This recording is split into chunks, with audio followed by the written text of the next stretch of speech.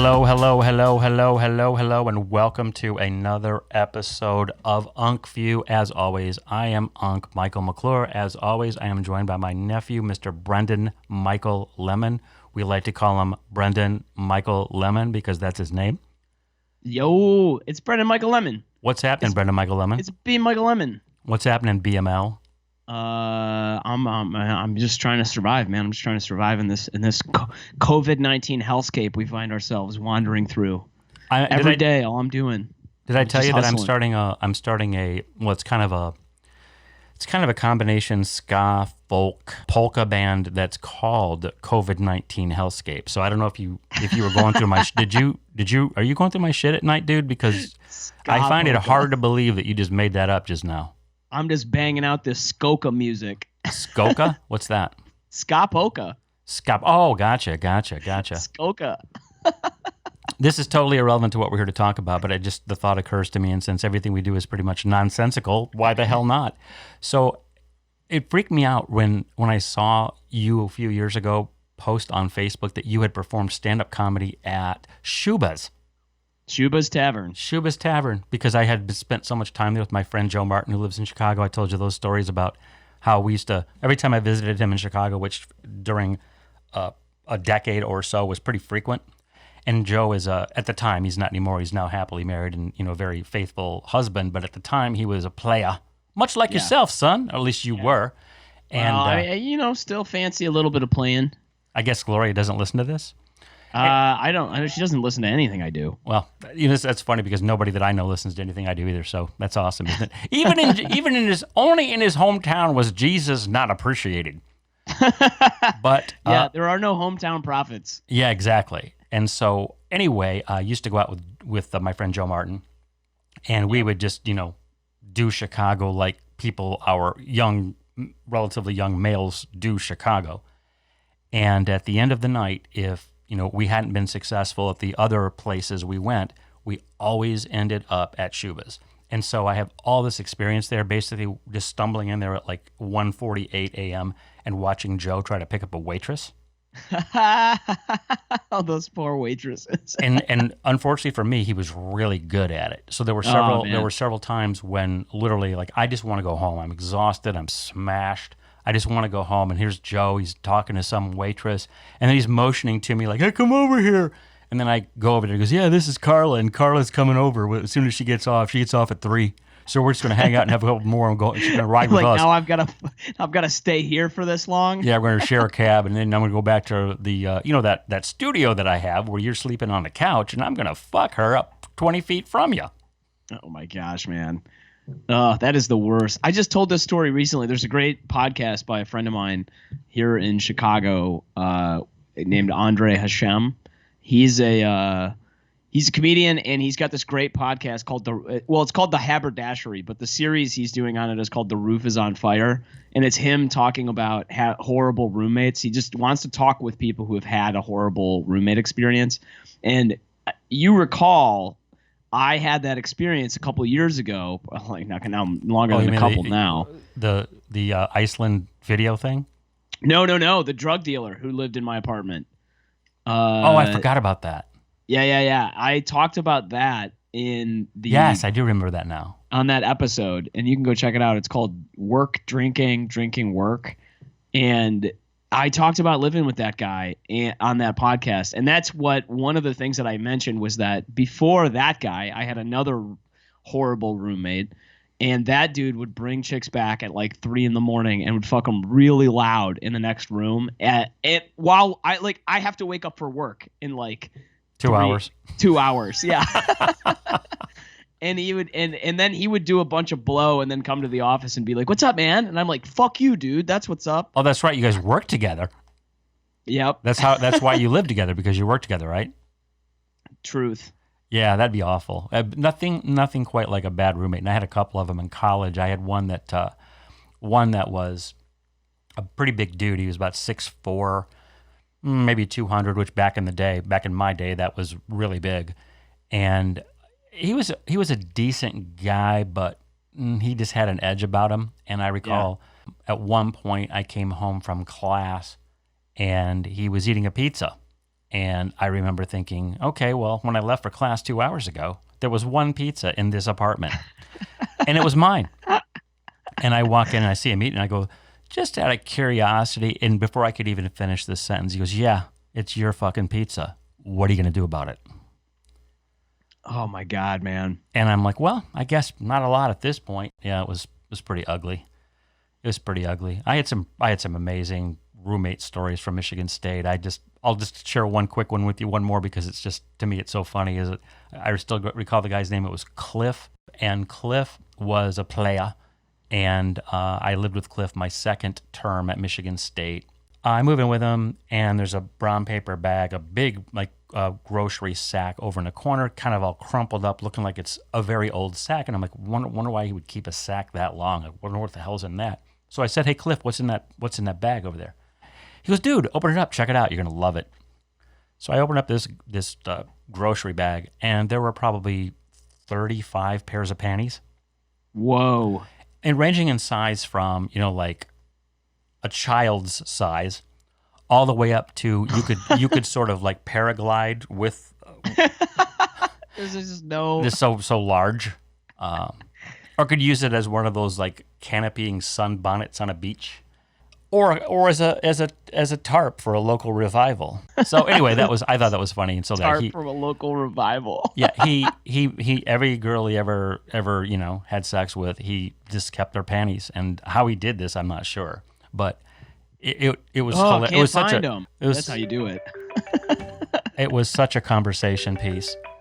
Part of the reason I left my last job was because I used fired? to wake up. I used to wake up in the morning at. Well, that was your first mistake. Yeah, I know. I used to wake up at 6 a.m, and I would look at my phone, and there would be waiting for me like a dozen emails and notifications from my boss and other people in the company who were already up and working, many of whom were in the UK. And then I would go to bed, and I would receive emails at like 11 o'clock at night from other people who are still working. It was just like, it was the most insane. And not that I'm even necessarily opposed to working a lot or even that much. It was just, that was every day. Yeah. Like there was just no opportunity to just check out from work. Well, and yeah, I totally agree. And the worst part of that, I think, is, and ironically, we were talking about, in essence, almost the same thing before we started recording this podcast, is because of that process of being constantly connected and constantly on, I think what happens over time is that you become conditioned to be on all the time, even when you don't want to be, even when you're trying not to be, and even when you don't have to be. It's just impossible to shut that switch off for some people. It absolutely is impossible for me. And yeah, because I'm largely in control of my own schedule. I own a company. I sell real estate for a living. I can, if I want to take the next 10 weeks off, I can. Yeah. But because I've been so conditioned for so long to just be constantly on and constantly reactive to things, and I pride myself on, like if a client calls me or texts me or emails me, I pride myself on responding to that literally as fast as I can, because I believe that sets me apart from most people, because most people don't do that. Yeah. But the problem with that is that, again, you condition yourself to do that, and you can't turn it off. I think that there's going to be a lot of psychological and also physical health issues. I'm sure this is already happening. I'm just not aware of it. Lots of people are going to come down with a lot of different things, diseases even. I'm fascinated by the word disease. Disease, if you break it down, it's dis-ease. Dis-ease. Yeah. I'm just not being at ease. And I really do believe that that's one of the largest causes of disease, is just the fact that you're not at ease, you're not relaxing, you're not restoring, you're not recovering on so many different levels. And I think that's just not that's good. That's really true. I mean, that's real. Is the chronic? We talked about this when Chris Voss was talking about that the most traumatic thing is not knowing. Is not knowing. I'm working. I have my hands in so many projects. The point is like I do all this kind of stuff, and I was talking to Bill, friend of the show. He came out with a masterclass online, and that's selling really well. He made as much in 1 month, like 3 weeks, not even a whole month, releasing that class as I did my entire first year out of college. Anyway, where this is going is that like he made a whole lot of money in that like short amount of time, and he's still doing well, and he's getting on other podcasts and stuff. But I almost feel like unless I had a big windfall like that, I don't. And even in that circumstance, if I had the big windfall, I don't know if I would be able to unplug. I feel like I'm just going to have to be serious with myself and go, I am taking time off these days, and really being disciplined to actually take time off and not do any real work during that amount of time. Yeah, and I hope you're successful with that. But I think what you'll find, and I'm not trying to poison that thought at all. I hope you can do it. I really do. But it's just amazing how shit just comes up. Things you didn't expect, things you thought were done that aren't something, it's just amazing to me how that happens. And I reached the point, and for me, largely this happened because of just selling real estate for a living, which if you know anything about that, which I know you do, is you can't predict when anything happens ever. You can't predict anything. So basically, you could think, oh, I'm going to have a great day today. I have almost nothing to do. And it's just uncanny how often that's the day when something comes up from nowhere and you got to respond to it. And when that happens to you enough over the course of years, like how many vacations I had that were just wrecked. And anybody listening, and I'm being very serious, if there's ever a career I would advise anyone never to pursue, it is real estate. And the reason is because not just what I just said, but the money, it's going to sound weird, the money can be so good that you can't give it up. So it's like, I know that my life is wrecked, but I can make a big chunk of money on one sale, and I could go 3 or 4 or 6 months and not make a nickel, and then make one sale, and I'm back to even. Well, it's like the casino, basically. Kind of like that, yeah. You just get trapped in it, and once you're in it long enough, you just can't get out. And so, yeah, I would not suggest this. But back to what you were saying about, even if you had a big windfall, like sounds like Bill's had, and I'm very happy for him because he is a great guy, and I wish him all the best in all the things he does. But also, fuck him, he's a piece of shit. No, I'm just kidding. No, that dude, seriously, I really, really like that dude. I mean, he's just... I know you do. Yeah, he's just a good an guy. awesome guy. I really Awesome like guy. him too. He's like my best friend. And that's cool. But back to the point I was making about that is that you said if you could have a windfall like it sounds like he's had, you'd have a hard time shutting off. And yeah, you would, because as we've discussed in the past, because we've both done this thing that we're talking about in terms of designing online courses, that kind of thing, is that those things are born to die. I mean, they don't last forever, and you just know that. I mean, like nobody's ever created a course, to my knowledge, that has sold as well in year 2 or 3 or 5 as it did in year 1, typically. I mean, I know that there's no consistent pattern there, but my point is they don't last forever. So there's a shelf life. Exactly. And I can see that already with my, like, I have the number 1 spot for stand-up comedy courses on Udemy and Skillshare right now, and it's like been great because I can just kind of watch it. It's nuts because I've made as much doing that and no work since it's been out there as Gloria has, basically doing a full-time almost job. 20 hours a week to 25 hours a week teaching yoga. So it's like it was a great win for me to like create that, and the amount of work that went into creating it was like not very much. I mean, the multiples on it coming back are just fantastic, but even there, I can see that I'm like, either better courses are going to come out or more of them, or like you have to continue to feed the machine by tossing more of this stuff out there. And that's what's weird is like, I heard this quote about Steve Jobs recently where it was somebody who had interviewed. Oh, it was the guy who wrote the book, Good Strategy, Bad Strategy. He interviewed Steve Jobs after Steve had come back to Apple and had basically saved the company. Like he got them focused on the iMac, way back in the day when that first commercial with Jeff Goldblum came out, and that computer was unlike anything else in the marketplace, and he really saved the company by doing that. And it was funny because the guy who interviewed Steve Jobs, who wrote this book, just said, "What is your next thing? Like, what's the next thing, Steve?" And Steve like sat there for a second and thought about it. And then he said, "I don't know. I'm going to sit around until $1 billion idea comes to me." And that's literally what he did. He didn't have a plan for exactly what the next thing was going to be. He just waited until he got the idea for the the Apple iPod. Yeah, well, there's a lot to be said for that idea of, or the concept of not doing anything until you really know what you're going to do. And somebody might hear that and think, well, yeah, duh. Well, not really, because what most people do, and certainly this applies to me, what I've done throughout the course of my life is I finish something, then I have to start something else. Yep. And the amount of time and money that I have wasted doing the wrong thing. So not only did the thing not succeed, whatever it is I'm referring to, and there are a bunch of things I could mention, not only did it not succeed, but I was expending all my resources in that direction, my time, oftentimes working crazy self-imposed hours because I was so anxious to get there. Like, oh, I know this idea is brilliant, and once I release it, this is the thing that's gonna make me rich. And I've done that several times on things that have just failed miserably.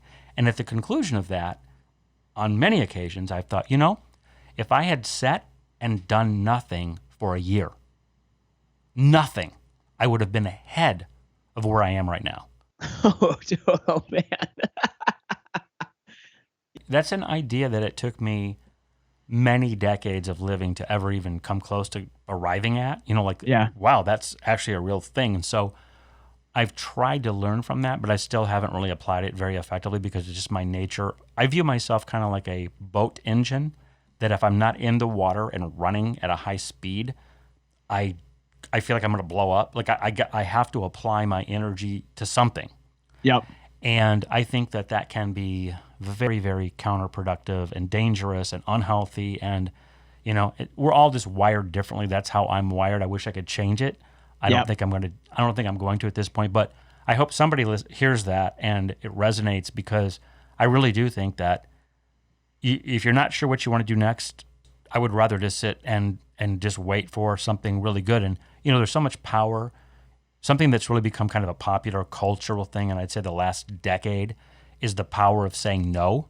Oh, yeah. Like, how I've always been horrific at that. Like, if somebody that I respect or like reaches out to me in a professional capacity and says, hey, do you want to get involved with this? I have, on a number of occasions, said yes, simply because I wanted to do something with that person, and not because the idea was good. Now, I'm not saying that there's anything wrong with that approach, because oftentimes you got to go through that exact path to get to the next thing with that same person, which could be amazing, because I have done that too.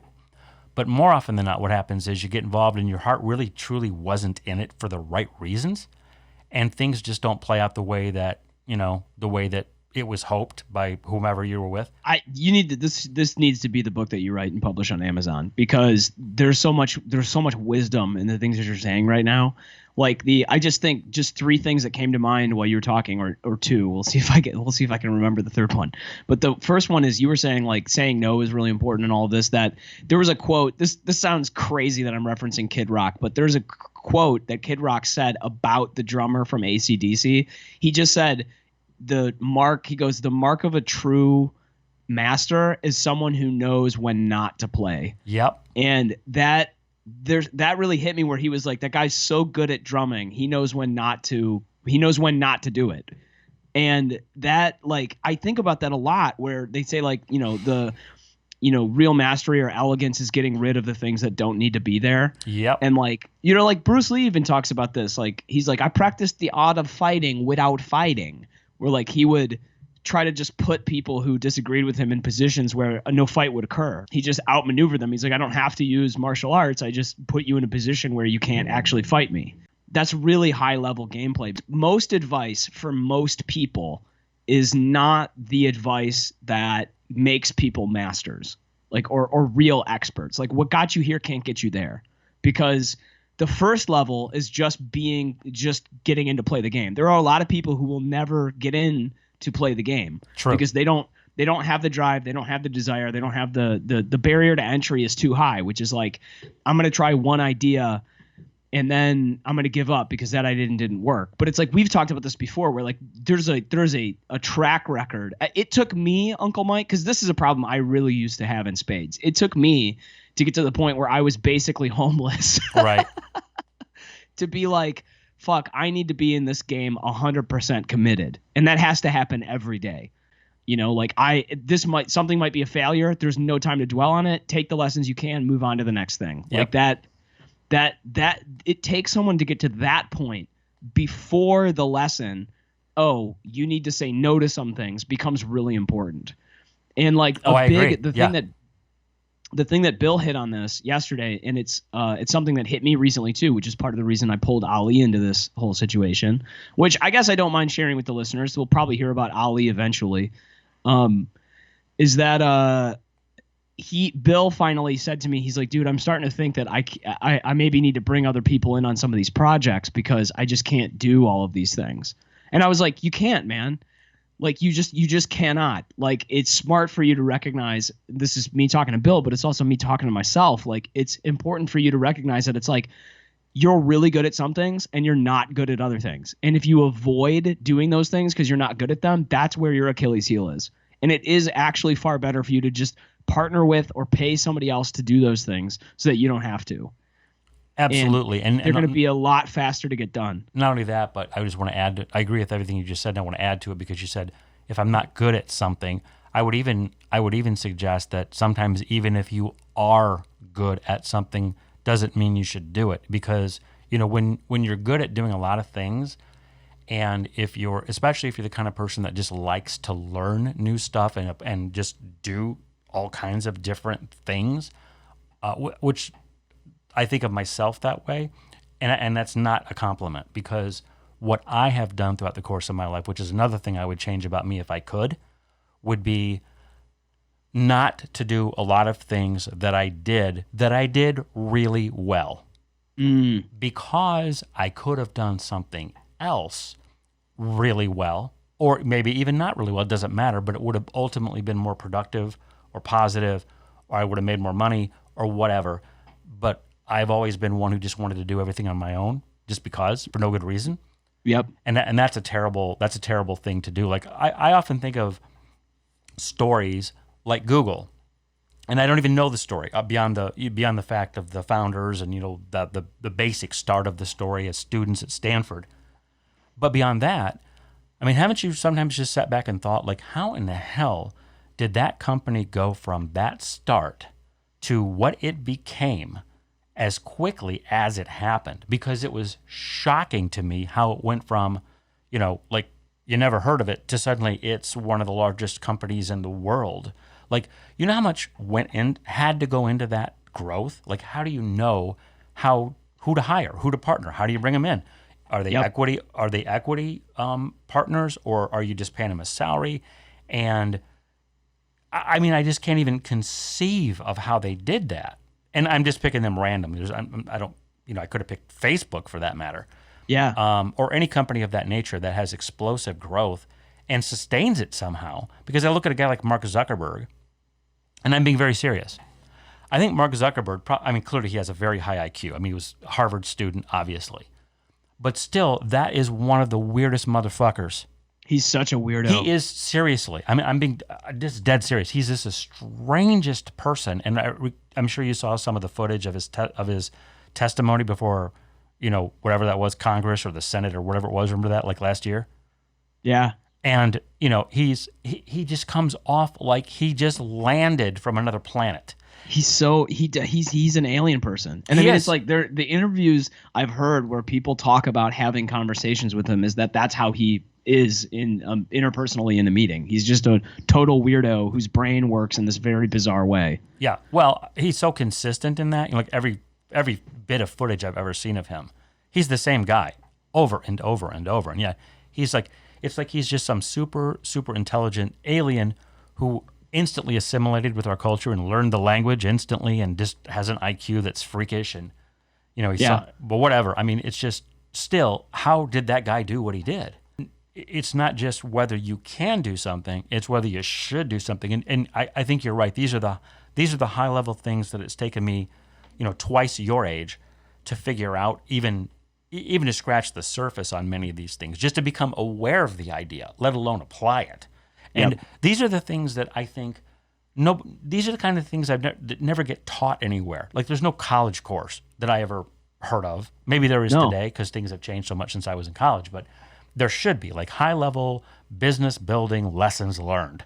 Like to me, that would be or like entrepreneurship, or like there's like a that's way it. to discuss it. Like people talk about entrepreneurship courses and things like this. I almost took the alt MBA a couple of years ago. I thought, you know what? I think I might do it. I might take Seth Godin's alt MBA Yeah, course. I thought that's who you meant. Yeah, and I didn't because I thought to myself, I'm going to learn a lot more probably taking the $4,000 it would cost to take this course and just using that to try to start a real business doing something. And I basically did that trying to do the Funny Planet. And honestly, I learned a fucking ton about the entertainment industry, made a ton of connections, like did a whole bunch of stuff trying to do that. And like, would I have learned more in an alt MBA course? I don't know, maybe. But I think part of this is that in order to do it, you just have to do it. Like there needs to be like almost I've thought about this before, like there needs to be an education course for high schoolers where it's like you have to build an attempt to make a business your junior and senior year. You have 2 years to turn a profit, and you're going to have, you know, maybe mentors or who knows what. We'll give you some seed money because we already pay our, you know, everybody at school has a laptop and a MacBook now. Don't tell me you don't have $500 per student to over a 2-year period of time to try to help them figure out a business and turn a profit. Like if a community did that with every single student, the amount of stuff that they would know by the end of that, like, and that's just not the way our education system's modeled at all, which is a total tragedy because it's not like I haven't been served by my education, period. But like in terms of me making my way through life, I don't think anything I learned really has helped me do much of anything.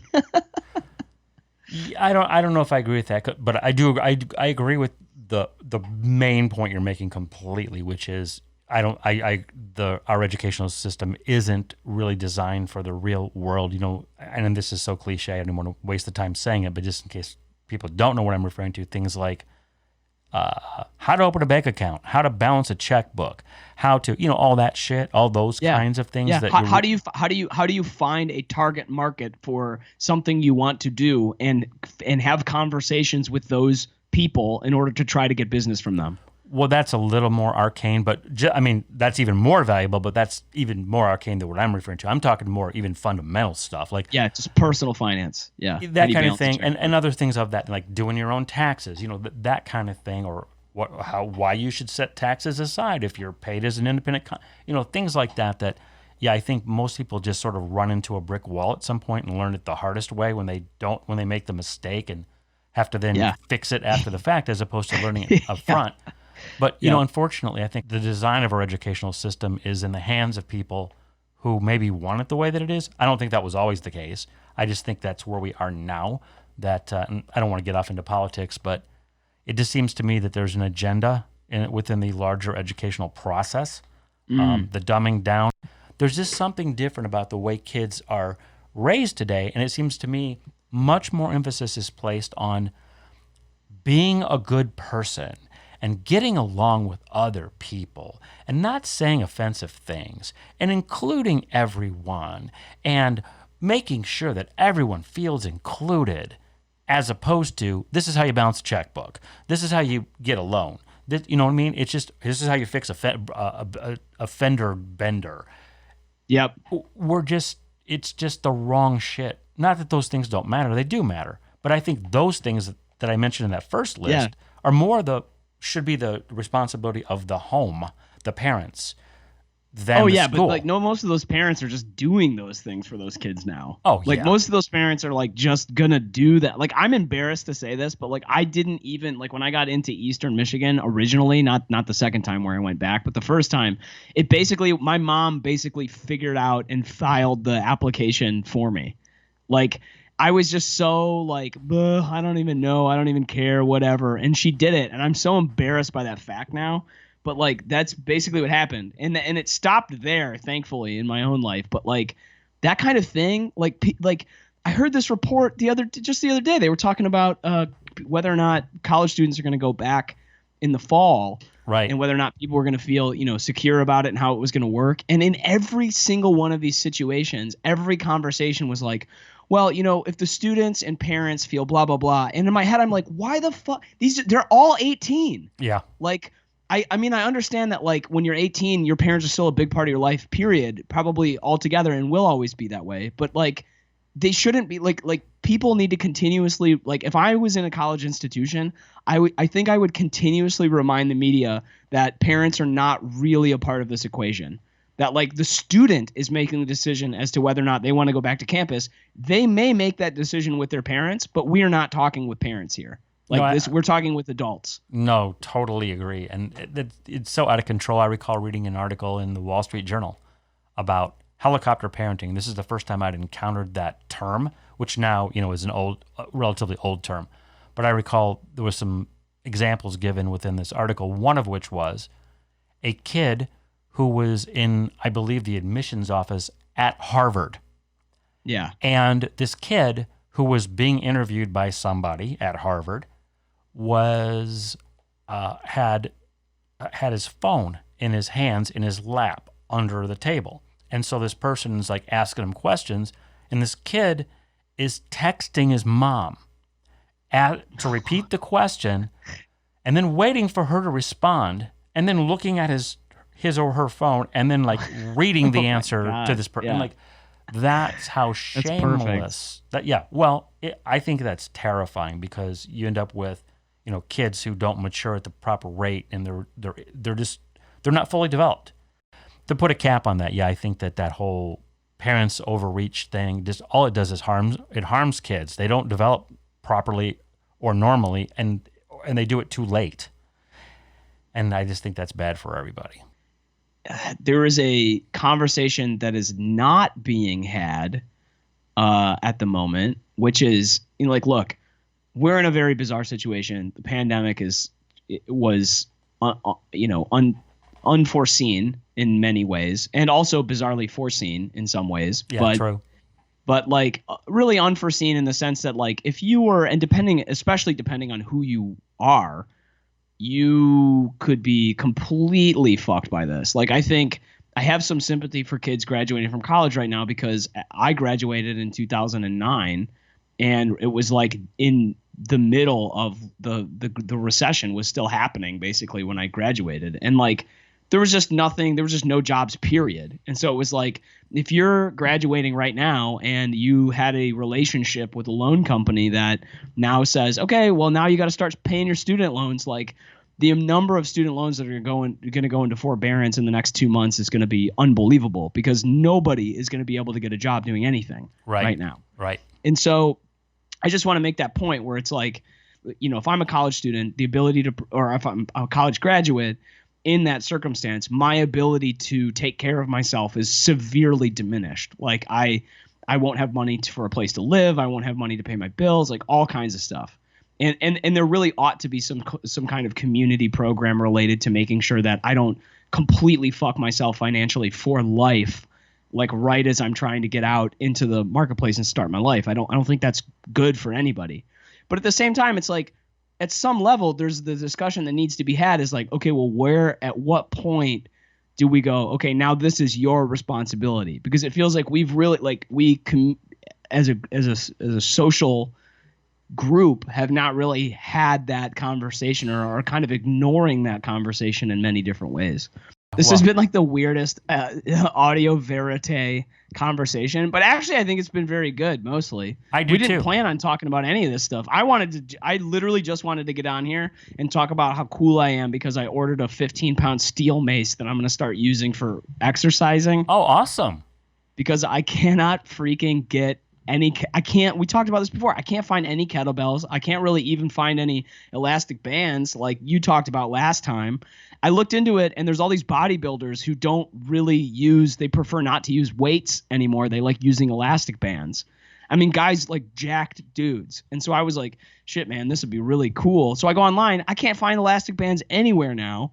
Apparently because you said it in this podcast, and this podcast is so popular, right. It just bottomed out the market. And now, but while I was looking around, I found out you can buy a mace, which you know what a mace is, right? Yeah, it's one of those. It almost looks like an elongated bowling pin. Yeah, that's exactly what it is. It's what a medieval knight uses to smash in the helmet of a Saracen. And I bought one. It's arriving here tomorrow, and I could not be more excited about this, Uncle Mike. What'd you pay for it? Like $40. It was pretty cheap, actually. That is cheap. So yeah, so it's interesting you say that because I have been thinking about getting one of those myself because I've seen a bunch of random video clips. Do you know who Aubrey Marcus. Yes. Yeah, founder of Onnit.com, Joe Rogan's best friend. I didn't know that he was his best friend, but I knew that they were tight because, Rogan's constantly featured in on its stuff. Yep. And I think he was an investor.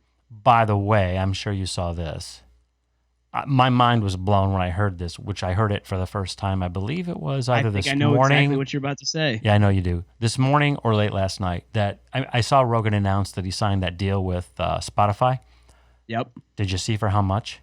Oh, it's like $100 million, I think. $100 million to just have the rights to his podcast. Oh, yeah. Like, oh my God. Like my interest in Unc Phew went from high to, hey, I think I'm going to quit everything else and just do this every damn day because, Rogan is phenomenal. And the people he's had on, he is the ultimate destination for a podcast. But $100 million? Yeah. And there's, nuts, to me, what that did was it made the market for that. Now, that may ultimately prove to be way overstated because I think it is. I cannot imagine how on earth he can, the economics make any sense at all. They don't make any sense to me whatsoever. But still, the fact that it happened, and I think what that means for the potential for other podcasters is very exciting. This is nuts, man. Not only that, but here's some news related to that. It can happen for anybody in many ways because I don't know if you know this. John Krasinski started a YouTube channel called Some Good News. Have you heard of this? No. He literally just started this in his pandemic, due to the pandemic. It's John Krasinski from The Office, and he's at home, and he's basically talking into his computer, and he has like a suit on, and he's just talking into his computer camera, and the audio is horrible and the lighting is horrible, and it's literally just him talking about good things that have happened in the news. And it's crazy how popular this got immediately. And there was a giant bidding war between CBS All Access and Viacom, and I just got this in this email from Inside Streaming, and Apple TV. And there is he's now got a giant news show. Wow. It's insane. It can happen to just about anybody. Well, I really do agree with you, but I would say that, that dude had a massive following and, he's a really well-known. Yeah, he's a huge celebrity. Yeah. So I think he had a huge leg up, but still your point remains. I agree with it is these are really exciting times when traditional media is dying, and I believe it's committing suicide in many respects because of all the bullshit we see with the media in terms of, again, our most popular show of all time, RAP journalism, and how, we did that show 4 years ago. 4 years ago, and if you can think about it, 4 years ago that was a story. That was a real story. Now it's not even a. Now it's it's crazy because traditional media is only now catching up to it. Not to step on your point, but I just want to highlight it because I listen to a lot of different news sources. One of them is Vox Media, and Vox is starkly left, and Ezra Klein is kind of their editor in chief, and he's a super left dude. In many ways, he's like the liberal Ben Shapiro. Okay. But he had a conversation that I loved, which was on his show, and it was with another journalist, and they were basically just talking about how did the mainstream media get coronavirus so wrong, and how did we get it so the whole point was him. It was an open conversation with him being like, how did we fuck this up this bad? How did we fuck it up in this environment where people don't know what's true or what's not true or how it works or what is the problem with what has happened here? And they go through all of these different things that are realities of the modern media and challenges of the modern media environment, which were so good. And it was almost like I was listening to it and thinking, how does Ezra Klein, who's making his whole life and living and staking his name on journalism and in the world of journalism, only now coming around to points that my uncle and I talked about like 4 years ago? Like it feels like he's just so in it, he couldn't even see it happening around him. Or, I mean, that is possible, but to be honest with you, I don't think that's it. I think more likely it is he knew it all along, but it's only now where it's become so mainstream and so obvious that he can't deny it any longer. So now he's just jumping on the bandwagon late because he has to. No, because he has no other options. Yeah, maybe. I mean, at this point, he's got to admit it because it's that bad. But just my point was more, 4 years ago, it was somewhat controversial. Even though it was, I think, just as obvious then as it is now, but it was still much more controversial to have the conversation we had back then and to talk about it. And if you recall, we included all those examples of it, where there was selective editing of things, where, some African-American woman was going off on some that was rant. CNN. Yeah, CNN specifically was editing out things that would have made the stories they were covering 180 degrees the opposite different. way. Yeah, 180 degrees the opposite way. But with the media killing itself as it has, I think the vacuum it creates is going to be filled, and it has been filled, like, again, with what you said about Krasinski and with Joe Rogan, and who knows how many other people as we fast forward into this, where I could see the day where large traditional media is almost dead because it's been so mistrusted. It's lost all respect. And all that we're left with is a whole bunch of individuals popping up wherever they pop up with an opinion and a point of view, and gaining a following and gaining some level of trust and respect. And there's going to be probably a second or a wave of people who benefit from what just happened to Rogan over the course of the next, I would say, 2 to 3 years, where lots of people are going to cash in. You'll never hear about it because it won't be a deal like Rogan. They won't be as famous as Rogan. But they'll get like, hey, we'll pay you $200,000 a year to do that for us. Yeah, I think that's going to be the case. I think we're going to enter a world where, it's already kind of happening, where every company can now afford its own media department that can produce its own content. One, it can do it pretty cheaply. It can do it cheaply enough that they don't need to outsource it, and it doesn't really require that much capital to do. Oh yeah. So a lot of companies are already doing that themselves. One, and then two, it's like Ezra Klein even said in this like article that he's like in this podcast that he said something like, what is media supposed to do? What is journalism supposed to do? Because it's like we can't really report in exactly these ways that we used to because things look different. There's much more controversy. Like, how do we earn that trust? I'm not even sure how we're supposed to do it. And in my head, I'm thinking, Joe Rogan has solved this problem. Like, he's the number of times when I think, what do I just take fitness as a great example. If I think should I be taking XYZ supplement, or how should I be taking it?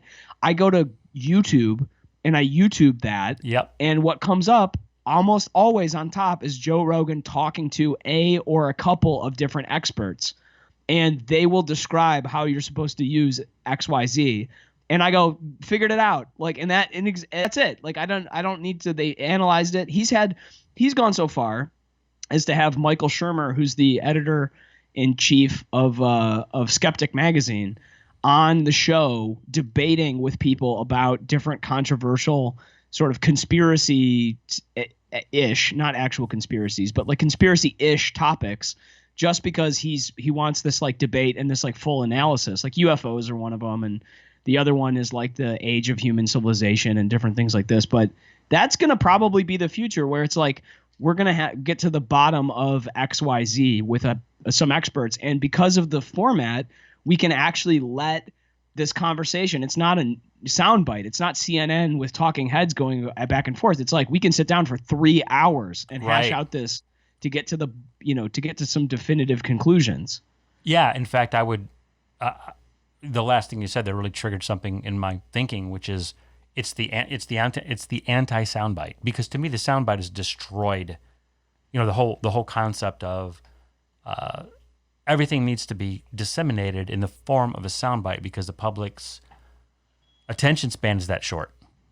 And I think that's, I think enough people are waking up or have already awakened to the fact that that's just not really good for you because you're just getting, something that's been spun by somebody. Almost 100% of the time there's a purpose. Like, we packaged it this way. We chose this particular soundbite, or we strung together these 3 soundbites because we want to make this specific point or lead you in this specific direction. When you go long form like Rogan does, all that's out the window.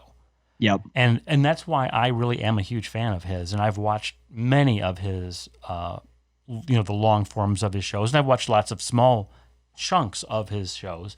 But, this is stuff I've learned about so many things. Like, I take just one random example.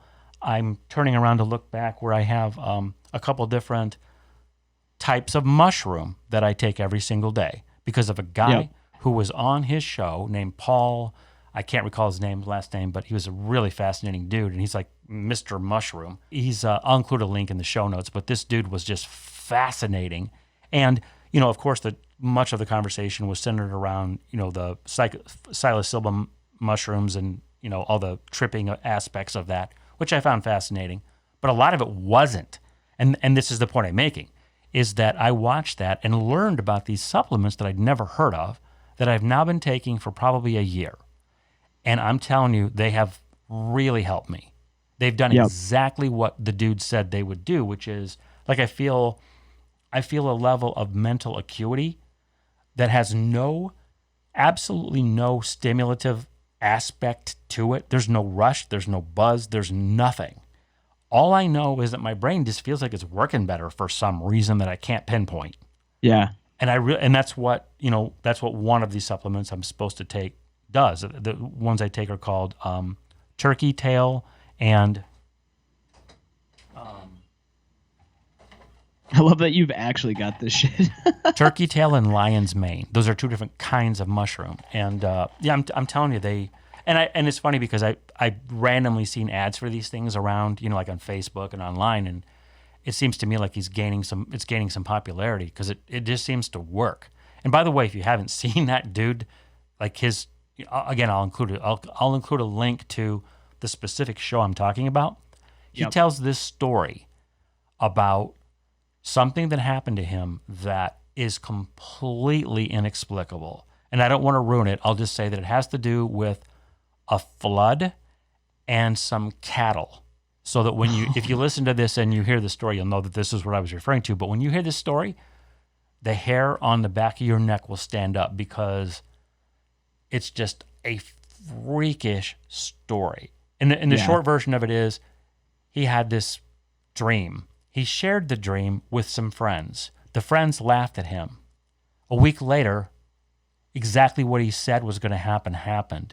What? And it was the most inexplicable prediction, like the kind of thing that would happen like maybe once in a lifetime.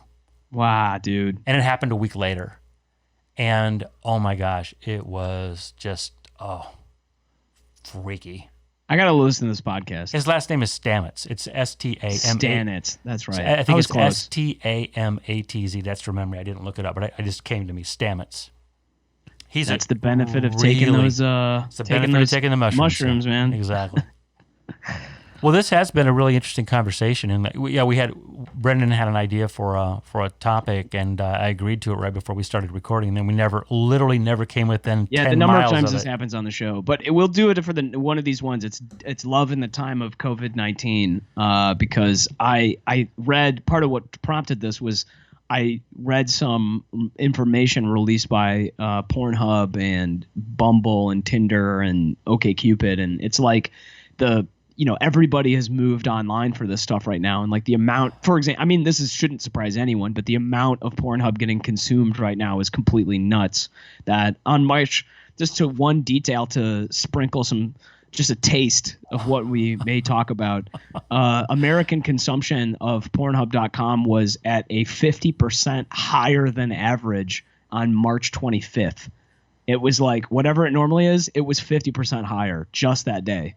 Wow. And it's crazy because they go into all kinds of details about how this is skewing their data and like all. It's pretty interesting stuff, actually. Well, So when you mentioned the topic, I had no idea that's what you had in mind.